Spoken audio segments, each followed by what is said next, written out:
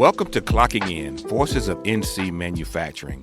I'm your host, Phil Mintz, Director of the North Carolina Manufacturing Extension Partnership, otherwise known as NCMEP. My role is to drive outreach to NC manufacturers, build relationships to federal and state leaders, and coordinate efforts to drive profitable manufacturing growth in North Carolina.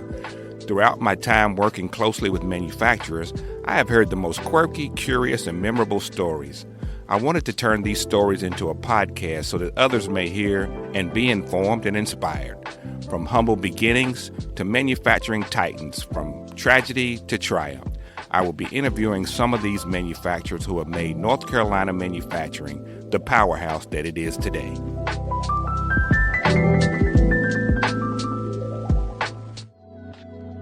The U.S. Small Business Administration has announced the agency's new Made in America Manufacturing Initiative. That initiative is to restore American economic dominance and national security by empowering small manufacturers. The agency's effort will support President Trump's agenda to create good-paying jobs, secure our supply chains, promote fair trade, and bring back the blue-collar boom of his first administration. Today we're speaking with Lisa Shimkat, the Associate Administrator for the Office of Field Operation. Lisa is also serving as the Office of Manufacturing and Trade's Acting Associate Administrator. We also have Mike Ariola, the North Carolina State SBA Director, and Dan Pichet, the Director of Trade and Finance. Welcome you all to this program. Thank you. Yeah, so again, we have SBA. It's been around. We know it for loans and working with companies in different ways. But there's this new manufacturing initiative that we're hearing about. And can you tell us kind of how it got going and what it's trying to do? Absolutely. When President Trump put forward his initiatives, our administrator, Kelly Loeffler, said we need to jump in. SBA needs to be that voice for small business and small business manufacturers. Manufacturers across the United States make up 99% of them are small business. And so that's why this is even more critical as we start to move forward and we start to look for independence here in America. Within the initiative, one of the big initiative parts is deregulation. It's looking at how can we get rid of $100 billion in regulation that is really hindering our small businesses out there. The cool thing that we did is we actually created a red tape hotline. So the phone lines are there. We also have red tape at SBA.gov. It's a great way for a manufacturer who is really struggling with, let's say, CMMC. That has been a challenge for them. And they're finding that they're spending $200,000, $300,000 or $50,000 additional a year. We need those numbers. We need that data so we can help figure out a way to move businesses forward to navigate through it. Another part of the initiative is workforce solutions. We're looking to figure out how we can work with Department of Labor, Department of Commerce, and other agencies to find solutions for small business manufacturers that will help them become strong again, will help them navigate their own hoops that they're trying to figure out. So those are just two parts of the overall initiative, but it's about redefining who SBA is. We need to be that voice for small business, but we also need to be proactive. We need to get out of D.C. because we can't sit in D.C. and make decisions for the United States. We need to be out in the field, listening to manufacturers, walking with those business owners on the plant floor, and figuring out how we can find unique solutions and working together, public-private partnerships, as well as economic development and state programs. That's how we're going to find those answers that will help small business. I heard that Secretary Loeffler is already out there doing some of these road shows. Is that right?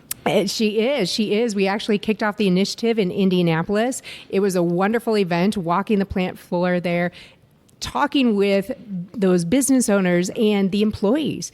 You really understand how important this is, not only to manufacturing in the United States, but also think about the communities.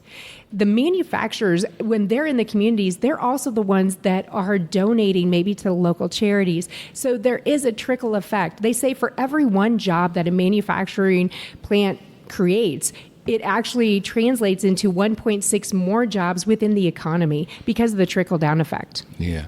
Mike, could you talk a bit about your role as the state director of SBA? I'd be happy to, Phil, and thanks for having me today. Yeah, I am the director for the state of North Carolina for the SBA.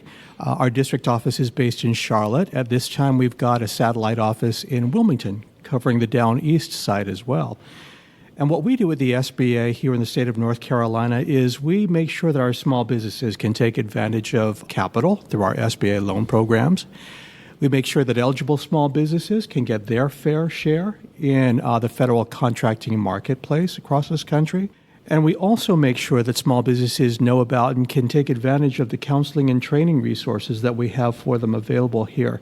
In addition to counseling and training that we can provide from the district office, we are a sponsor of the Small Business and Technology Development Center. We've got 14 of those across the state. We sponsor the 9 chapters of SCORE, which is a group of volunteer mentors. We've got 6 women's business centers. And we've got the 1 Veterans Business Outreach Center that can help our veterans population. So we're here to be of service to small businesses through all of those program areas and more. Yeah, so, as the MEP, we work with a lot of manufacturers, and of course, they are pretty adverse to borrowing money. Mm-hmm. So how do you navigate that sentiment when you're talking to manufacturers and they need the capital? Yeah. What do you kind of tell them about that? Yeah, I think in this market in particular, there tends to be some aversion to taking on debt. And what I'd like to impart to folks is this. Debt is a tool. It's a tool that you can use to build generational wealth that you can then pass on to your children or your heirs or that sort of thing. It's certainly not something to be feared. If you can use, as was mentioned earlier today, somebody else's money to create wealth for yourself and your family, etc., then by all means do that, if it's reasonably priced and that sort of thing. There are some SBA programs that make it really even more affordable to small businesses. A good example would be the SBA 504 program, where generally, if you're a manufacturer, you only have to put down 10% of the total project cost or the total equipment cost versus upwards of 25% what a bank could charge or could require you to put down conventionally. So terrific cost savings out of pocket there. Under that 504 program, we can also permit long-term fixed-rate financing because we're the government component. We can do stuff like that. And the bankers love it because although they're only doing 50% of the financing, but they're taking an entire first lien on the property. So bankers like it because they're doubly secured. That would be just one example that the SBA can bring to bear. I'll let Dan talk about another one that's a relatively recent phenomenon. Oh, great. Dan? Thank you, Phil. So the area at the SBA that I oversee is within the Office of Manufacturing and Trade, and we focus a lot on our working capital programs when we have a team of finance managers around the country who assist small businesses with a particular focus in manufacturing with their growth capital. And that can be everything from inventory finance, so allowing a manufacturer to take advantage of discounts, early pay discounts, or placing larger orders to get a better price per unit, to project financing. So you think about a capital equipment manufacturer who is producing a custom piece of equipment. It might take 6, 9, 12 months to construct. Using our working capital solutions at SBA, we can fund 100% of the direct costs, so the material and labor. So any manufacturer, any small business can take on new opportunities knowing that all of their direct costs are covered. And this allows them to sort of climb the mountain as you think about it. And also with the trade side of the Office of Manufacturing and Trade, we think that international markets are an incredible opportunity for small businesses and especially for manufacturers. There's strong demand around the world for American-made product. And even if you're busy and have a strong customer base in the United States, looking abroad can be a way to diversify your revenue streams, take advantage of new opportunities, and ultimately build a more resilient company. And that's really where the Office of Manufacturing and Trade comes to kind of bridge the industrial side of the manufacturing space with the international opportunities abroad and really serve as a facilitator or connector across both the federal, state, and local level of resource partners. Yeah. So we had our speaker this morning talk about, the growth that's going to be required to shift a lot of our manufacturing over here. Mm-hmm. And I think I asked a question about, are banks lined up to lend the money? And he says they are. So how do you guys work with the banks to put them in place with these needs for our manufacturers? So before joining the SBA, I was a banker for 16 years. So I worked a lot with the SBA programs. I grew up in the Midwest, I've been around manufacturers my entire life. The way that we work with banks is we work with over 2,000 lenders across the country in a variety of capacities, but that's everything from community and mission-focused lenders up to money center banks. And the way the SBA comes in, and Mike, you touched on it with our 504 program, we help supplement what a small business is able to obtain. And so in the 504 example, Mike, that you gave, it's a reduced down payment. The manufacturer in this case would benefit from a longer-term fixed rate, so 20 or 25 years. But ultimately, it gives them more favorable terms. And with our flagship 7A program, which supported over $36 billion of financing in the last fiscal year and over $2.4 billion of which was to manufacturers alone, it basically supplements the bank's credit authority. So it allows them to offer more favorable terms, lend more money, maybe over a longer period of time. So instead of paying it back over 5 years, maybe it's 10.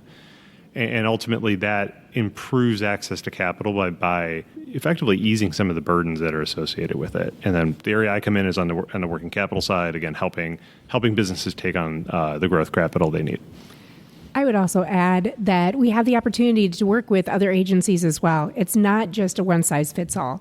So there could be a part of the overall package of a loan that maybe the SBA does provide that guarantee, but you also have the USDA Business and Industry Loan Program, Loan Guarantee Program. You also have the State Small Business Credit Initiative, which we call SSBCI because we like to use the initials of everything. But there's also revolving loan funds out there. So I do encourage any manufacturer out there to make sure that they check with their local SBTDC, their local SBA district office, or other resource partners to find out what local programs are available. There could be a revolving loan fund out there, whether it's through a city, municipality, telco, REC.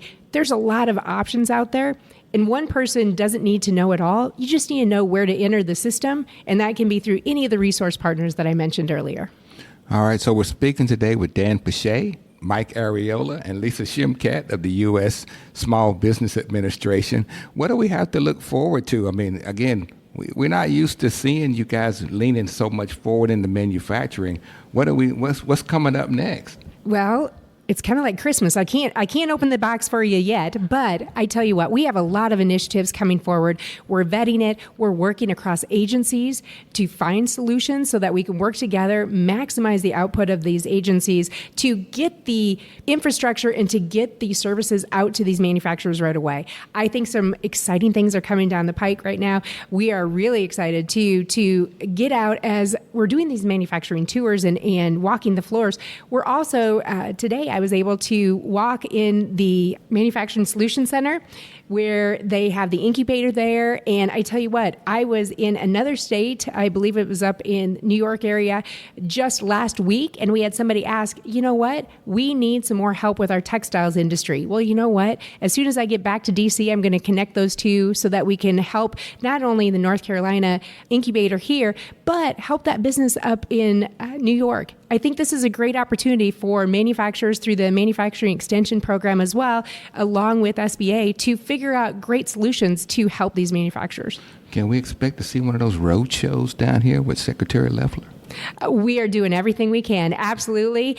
We have 2 more scheduled, and we are looking to get every single state on her calendar as much as we can. Her time has been pulled here and there because she is just so concerned with her background. You know, she grew up in the Midwest, and her background is in small business, and she has that business acumen to know that she needs to get out there. She needs to talk directly with small business owners to really understand how to fix the problem. Well, it's been great talking to you and using your time for this discussion about your work in manufacturing. I thank you for coming by and visiting us today.